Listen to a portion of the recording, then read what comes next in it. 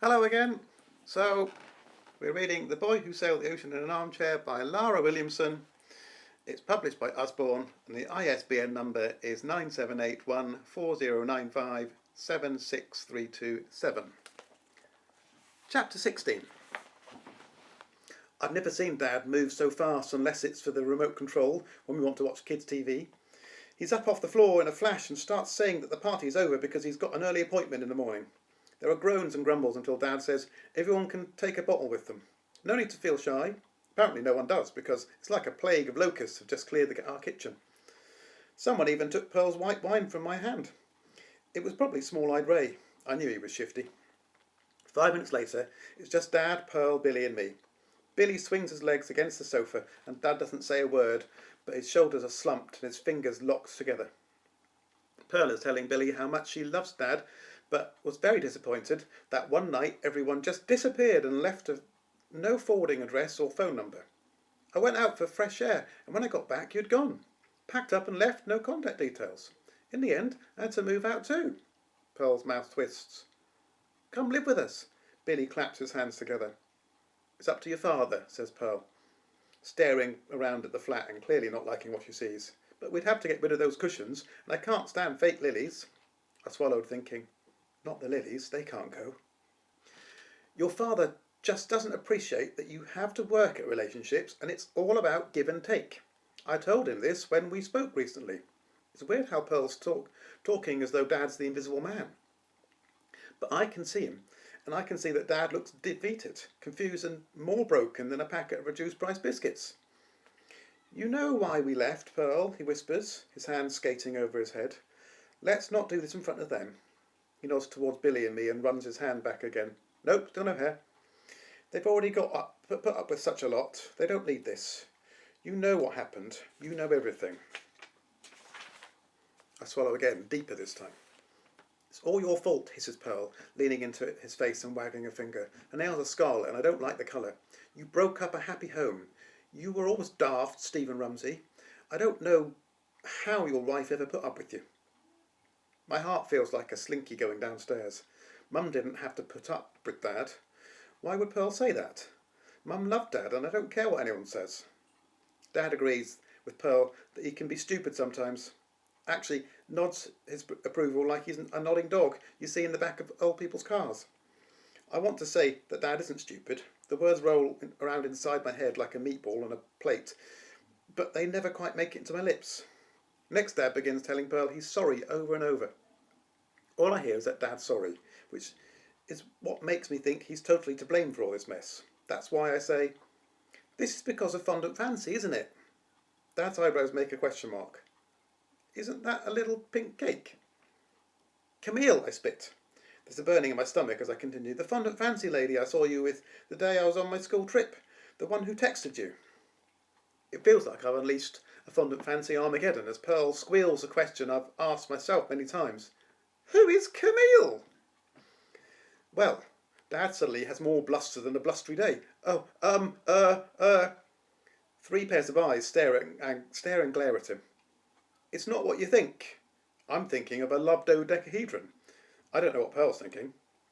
Whatever it is, it's not great, judging by the way she's narrowing her eyes. To be honest, I'm surprised she can still see.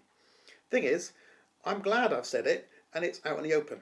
I've wanted to ask Dad about it for ages, and now he has to answer. Camille is, Dad eventually manages to sputter out that she's a work acquaintance. Pfft, wheezes Pearl, her cheeks flushing pink. Was that Camille you were frolicking on the floor with just now? That was Kat, offers Billy. Oh, so there's two, Camille and Kat. And polka dot scarf lady, and Orla and Kimberly, I add.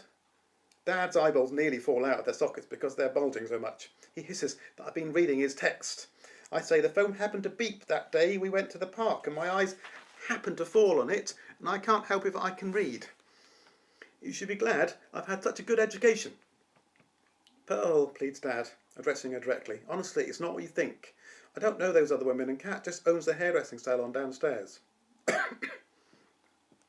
Next, you'll be telling me she cuts your hair. Pearl's eyes fall on Dad's bald head and she growls. You've changed, Stephen Rumsey. Billy starts kicking the bottom of the sofa with his heels. Thump, thump, thump. Me, I'm staring at the fake lilies in the vase and thinking, imagine a lovely family evening. Now scrap that and imagine us. We're like a row of sad ducks on a funfair waiting to be knocked down one by one. Thump, thump, thump. I don't think you know what you've done, says Pearl, her voice buzzing around her ears like an annoying drone. Thump, thump, thump. Frustrated, Dad asked me to get Billy ready for bed and for us both to stay in our bedroom. He needs to talk to Pearl without little ears listening. As I softly close the bedroom door and get Billy into his pyjamas, he says that everything has worked out how Brian planned. That's when the arguing starts for real. It's soft at first, with only the occasional raised voice. Billy tilts his head, trying to hear what they're saying. A few seconds later, and Pearl is getting louder. Balloons are bursting, and I'm telling myself parties aren't supposed to end like this. Dad is trying to calm Pearl down, but it's not working because Pearl is shouting about Camille and how she doesn't like fondant fancies. The only safe place to go is the armchair, and Billy and I curl up together and I pull the duvet over our heads to try and drown out the shouting, but it doesn't work. Even our safe place isn't feeling so safe. Pearl is shouting about how everyone warned her. Oh, they said I shouldn't take on a bloke with a ready-made family, but I thought I knew better. Billy is all elbows and knees and whispers, Beckett, I don't like it. Pearl is very cross with Daddy. Did I do a bad thing telling her to come to the party? I assure him he didn't. Now Pearl is shouting about playing the field. Billy says Pearl can't be cross now because this sounds like fun and he'd like to play the field too. Only Pearl has gone on to say men that play the field are horrible and cowardly. Billy's face darkens again and he says actually he wouldn't like to play the field after all. I can't hear what Dad is saying in reply. He's very quiet and there's a dull thrum like a kettle boiling. Without warning, Pearl starts shouting that now isn't the time for tea. I hear a door slam and then open again. Tell me the story, whispers Billy. I don't want to hear them shouting. He sticks his fingers in his ears. My voice trembling, I say, the boys stayed underwater with the beautiful creature for a long time, and they loved her with all their hearts and she loved them. They forgot about the others of their kind who were still in the storm on the surface. They forgot about the land they needed to reach, and they forgot they had been invisible, because she saw them and they saw her. She sang them songs too and told the boys stories about her ancestors and how they'd travelled through storms. But then one day, just as they had almost forgotten the life they'd had before, she told them that the storm had passed. She said they had to go back. But the boys didn't want to hear that. There's a small knock at the bedroom door, and we throw off the duvet. Dad pokes his head into the bedroom and says he's sorry if we heard a bit of shouting. It's all over now, and we don't have to worry. It was just a silly disagreement, all forgotten. Billy looks like he's been in a wind tunnel, his hair sprouting off all at different angles. Dad sighs, adding, would you mind if I went for a tiny walk with Pearl? She needs a breath of fresh air. There's air here, Daddy, says Billy. He sucks some in to prove it. I know, son, replies Dad, easing into our bedroom and ushering us from the armchair into our beds. But Pearl wants to nip out for a second. I wouldn't ask, but I'm only going outside for a few minutes, and I'll come straight back in time to give you a good night kiss. Before I can stop him, Dad is back at the bedroom door and blowing us a kiss. The door closes behind him. Oh, says Billy. He coughs. That was quick. The front door closes quietly. The second it happens, the flat feels different, scarier somehow. I spend ages listening for Dad to come back. I even get up 15 minutes later, pretending I need a glass of water, but really to check if Dad has sneaked it back in and I haven't heard. The living room is littered with crisps and there are vol-au-vent pastry cases scattered on tables, all the fillings licked out. Dad hasn't come back. When I return to the bedroom, Billy perks up and asks why Dad hasn't given him his bedtime kiss.